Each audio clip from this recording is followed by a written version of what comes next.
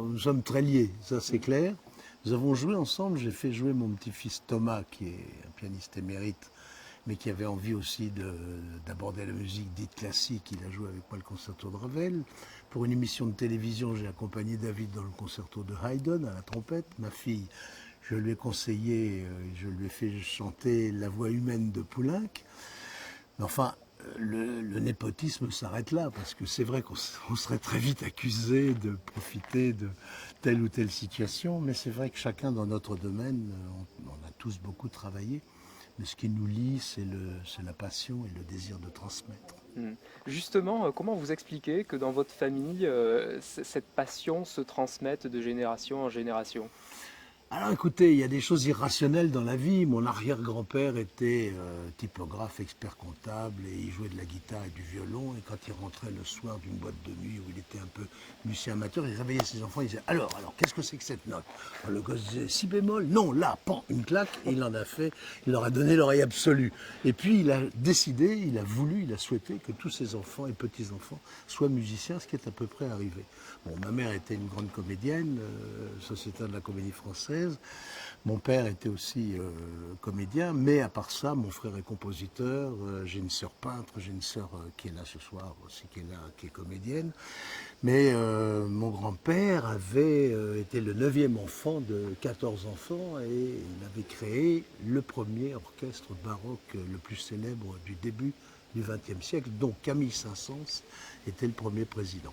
Et alors lui-même a fait des enfants, il a fait des petits-enfants qui sont devenus musiciens, des arrière-petits-enfants. C'est une tradition, voilà. Comédie, peinture, musique et aussi littérature d'ailleurs. Et cette transmission, elle se fait de manière, comment dire, de manière consciente? Ah, Est-ce c'est que, pas calculé, non, c'est pas calculé, mais il y a une sorte de, si vous voulez, voilà, on est imprégné de théâtre, on est imprégné de musique, et puis souvent les enfants qui ont la chance d'être en contact avec de belles choses, comme ce qui parcourt nos métiers, ben, ils ont envie de faire pareil. Hmm. La musique, à vous, qu'est-ce que ça vous a apporté dans votre vie? Alors peut-être pas forcément la musique en tant que spectateur, mais en tant que pratique de chef d'orchestre, qu'est-ce que ça apporte quoi dans une vie d'homme? Alors, vous savez, avant d'être chef d'orchestre, j'ai eu une vie de musicien d'orchestre, ce qui m'a aussi développé considérablement. J'ai eu la chance d'aborder toutes sortes de musiques, de variété, de jazz, de musique classique. Et puis après, quand je suis devenu chef d'orchestre, ça a été la même chose. Mais ça a été la nourriture sans cesse renouvelée d'une passion qui vous élève. Vous savez, la musique, c'est une des voies, je crois, les plus pures vers la spiritualité la plus élevée. Il y a, il y a- il y a des bonnes et des mauvaises musiques, il y a des mauvaises façons de la faire. Il y a des musiques qui sont le fruit d'un idéal dans lequel on s'investit totalement, comme un explorateur va s'investir, comme un grand médecin va s'investir dans son métier. Et ce qui est merveilleux, c'est de pouvoir transmettre un désir et permettre aux gens, aux enfants, moi je me suis occupé pendant des années de 15 000 enfants par an avec mon orchestre, c'est de pouvoir donner à des gens, si vous voulez, les moyens de réaliser leurs désirs qui passent par la rigueur, mais la rigueur devient volupté pour l'accomplissement du désir. Puis il y a une chose qui est très belle que disait Malraux, on peut être tenté d'aimer que le mot art puisse donner à des gens le sens de la grandeur qu'ils ignorent en eux. À méditer. Alors vous parliez d'une dimension un peu spirituelle. Il y a une image qui a énormément circulé ces derniers mois, celle d'un concert que vous avez dirigé devant notamment le pape, où plusieurs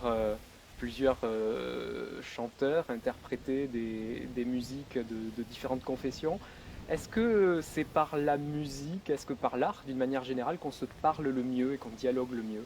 Bon, écoutez, alors ça c'est un événement historique. Il y avait 34 ans qu'aucun pape n'avait mis les pieds au Maroc et le pape s'est entendu avec le roi pour réunir des confessions monothéistes comme la chrétienté, l'islam et la religion hébraïque. Et c'était le roi du Maroc m'a fait demander pour réunir au fond ces éléments-là. Et c'était très très très émouvant parce que de voir ces deux personnages qui, eux deux, ont quand même quelques milliards de clients dans le monde, si j'ose dire, qui donnaient un message de paix. Vous saviez, je chantais, je dirigeais un orchestre avec un grand chœur, l'Orchestre Philharmonique du Maroc.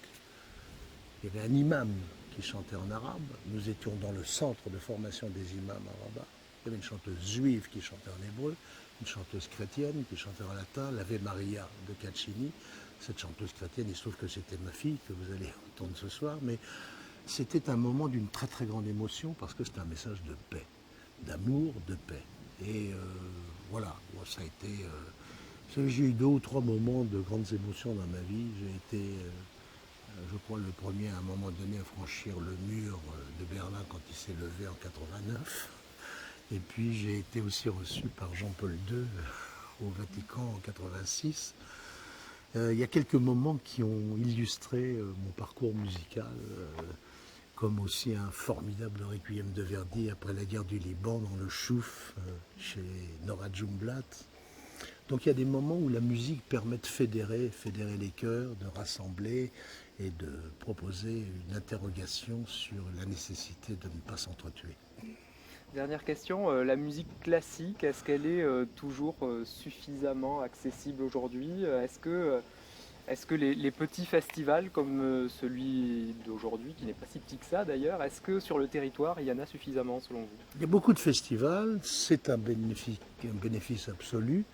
Je crois qu'il y a dans ce monde, si vous voulez, où malheureusement, voilà, la vie est très difficile, qu'il y a des gens qui souffrent, je crois que la musique est un chemin très, très, voilà, très, très bénéfique et on ne dira jamais assez qu'il y a trop de musique. Et puis il faut convaincre les gens qui pensent que la grande musique, comme ils disent, n'est pas pour eux, ce que je me suis efforcé de faire pendant 40 ans, c'est-à-dire d'aller vers les gens et de partager avec le plus favorisé comme le plus démuni, cette émotion qui est irremplaçable.